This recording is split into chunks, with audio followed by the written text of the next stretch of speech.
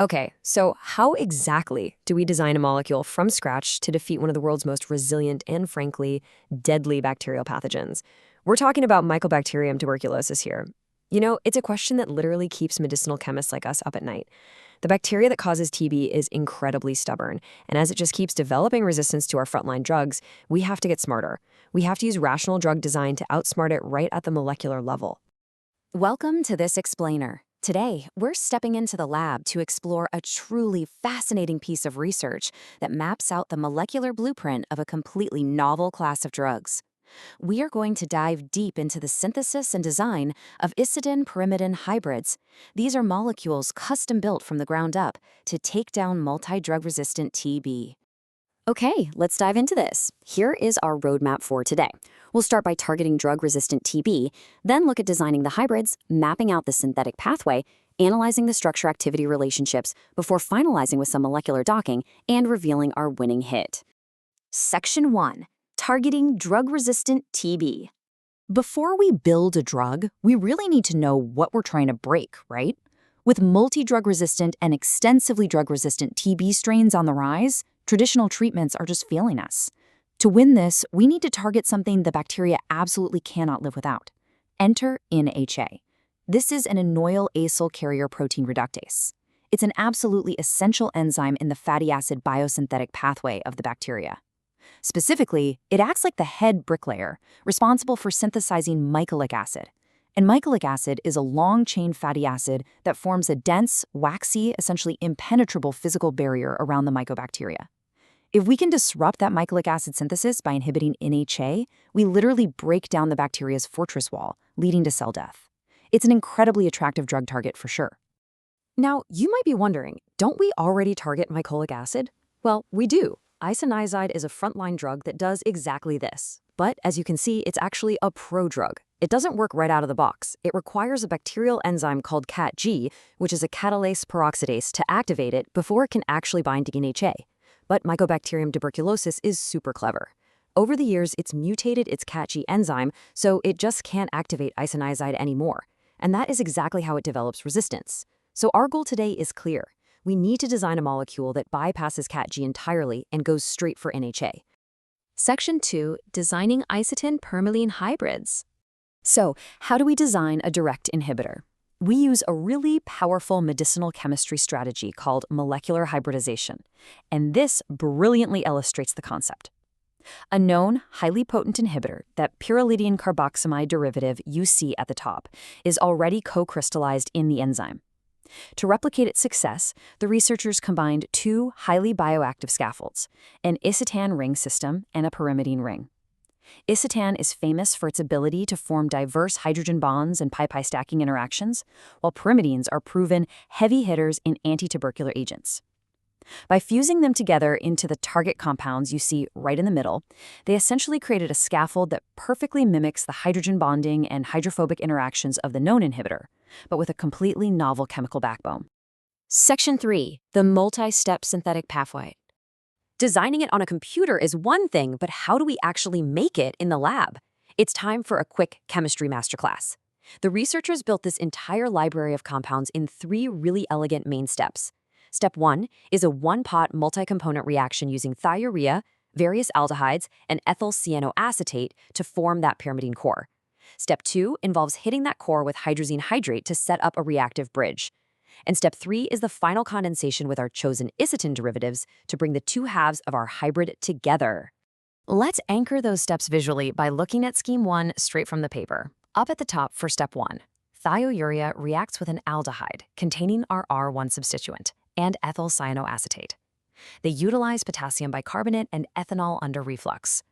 This one-pot reaction elegantly yields compound 1, a tetrahydropyrimidine. Moving down the right side, step 2 is the hydrazinolysis. We reflux compound 1 with 99% hydrazine hydrate. This swaps out the sulfur for a hydrazine group, giving us compound 2. Finally, in step 3 at the bottom left, compound 2 undergoes condensation with our R2 substituent Isatin, all in the presence of glacial acetic acid. The result? Our target library of Isatin-pyrimidine hybrid analogs, numbered 4A through 4O. It's just a beautifully efficient synthetic pathway to generate a diverse library of molecules for testing. Section 4, Structure-Activity Relationships. Okay, so we've synthesized 15 different analogs by swapping out those R1 and R2 substituents. Now, what's really interesting about this slide is decoding how those specific structural tweaks totally change the biological activity. This minimum inhibitory concentration data tells a very clear chemical story. We're looking at the absolute lowest concentration of the drug needed to stop the bacteria from growing, so lower is definitely better. Look at the top row, compound 4L. It has a chlorine atom at R1 on the phenyl ring and just a simple hydrogen on the isatin ring at R2. It hits an incredible MIC of 0.12 micrograms per milliliter. But look down at compound 4C at the bottom. By slapping 3 bulky methoxy groups onto the R1 position, the MIC skyrockets to 31.25. It literally loses almost all of its potency. So what is the SAR actually telling us? Well, the data proves that small halogens are vastly superior at the R1 position.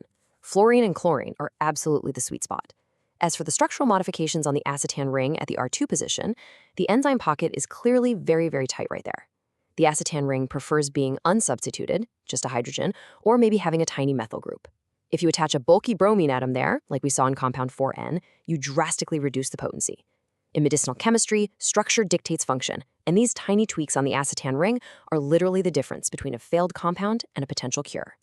Section 5, Molecular Docking and Dynamics. So we have our SAR data, we know small halogens and unsubstituted isotins work best. But why? To answer that, we transition to molecular docking to see exactly how our winning molecule fits inside the InhA enzyme. Notice the yellow structure right in the middle there. That is our most potent compound, fourth cell, docked right into the active site.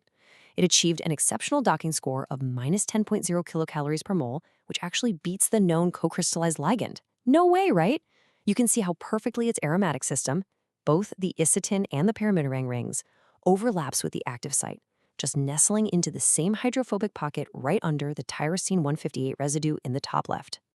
When we look at the specific amino acid interactions holding it there, it's just fascinating. The molecule forms strong hydrophobic interactions with leucine and isoleucine residues and crucial hydrogen bonds with the NAD cofactor. But here is the most exciting takeaway from the docking studies. The 4-chlorylphenyl ring of compound 4L, that's the R1 position we talked about, extends into a completely separate, previously unexplored hydrophobic pocket formed around alanine 198 and isoleucine 202. This molecule isn't just mimicking old drugs, it's finding completely new ways to anchor itself into the enzyme. Section 6, Compound 4, the winning hit. Let's bring all this chemistry and structural data together to look at the final biological triumph of our lead compound. So the crucial point is this number right here, 0.6 micromolar. That is the IC50 value of compound 4L against the isolated InhA enzyme. This means it requires only 0.6 micromolar concentration to inhibit 50% of the enzyme's activity. To put that into perspective, this is highly comparable to the efficacy of the frontline drug isoniazid itself, which proves that our molecular hybridization design was a massive, massive success. But here is why this truly matters and what you should really take away from this explainer today. Because compound 4L was rationally designed to inhibit INHA directly, it completely bypasses those pesky CAT-G mutations. When they tested it on actual bacterial strains, it achieved an MIC of 0.48 micrograms per milliliter against multidrug-resistant TB and 3.9 against extensively drug-resistant TB. It doesn't just work on standard lab strains, it actively defeats the mutated resistant strains that are causing a massive global health crisis right now. It's honestly an incredible testament to the power of rational drug design and medicinal chemistry. We took a massive biological problem, looked at the target enzyme, mapped out a multi-step synthetic pathway, finely tuned the structure-activity relationships around that acetin ring, and ultimately discovered a totally new way to bind to the target, which leaves us with a pretty fascinating question to think about. If carefully designing a molecule to tap into an unexplored hydrophobic pocket can defeat multi-drug-resistant tuberculosis, what other so-called undruggable diseases are simply waiting for us to draw up the right molecular blueprint? Thank you so much for joining me for this explainer. I'll see you next time.